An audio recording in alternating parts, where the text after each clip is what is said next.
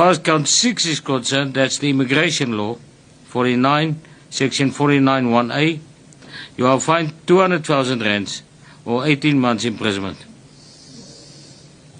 It is also ordered that you be deported. You will be escorted by the investigating officer who is here at court today and who must be complimented for that. It's not every day that we encounter that in the regional courts anymore.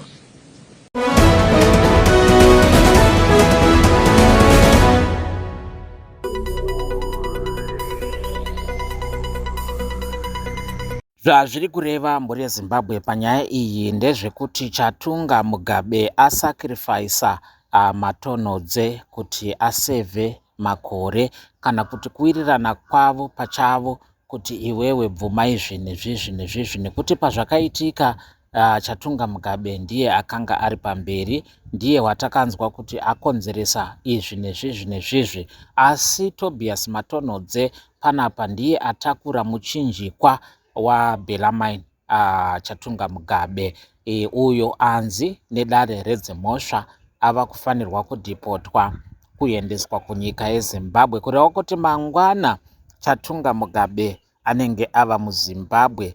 Nhasi chaiye Chatunga ava kudhipotwa, ava kudzoserwa kuZimbabwe kureva kuti anzvenga jere, haachagariswa mujere, abhadhariswa faini pane dzimwe mhosva dzese, uye nyaya yekuti akabhadhara muparirwi wemhosva, munhu akatadzirwa, munhu akanongedzerwa futi akapfurwa wacho akabhadharwa.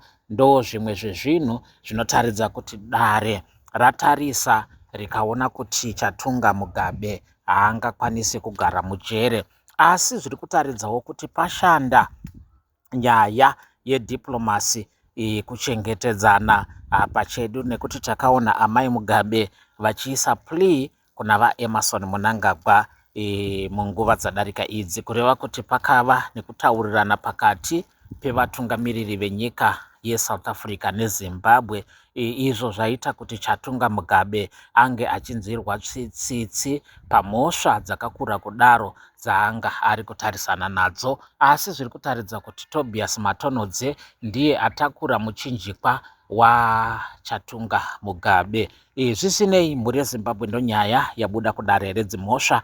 Update yatiri kukupai panguva dzino. Number one, as far as count 5 is concerned, you are fined to 400,000 rands or 24 months imprisonment. That is now the pointing of the toy gun, or that was likely to lead the person to believe it was a firearm.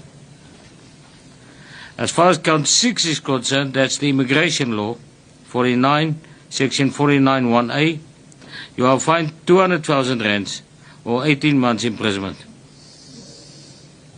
It is also ordered that you be deported. You will be escorted by the investigating officer who is here at court today and who must be complimented for that. It's not every day that we encounter that in the regional courts anymore.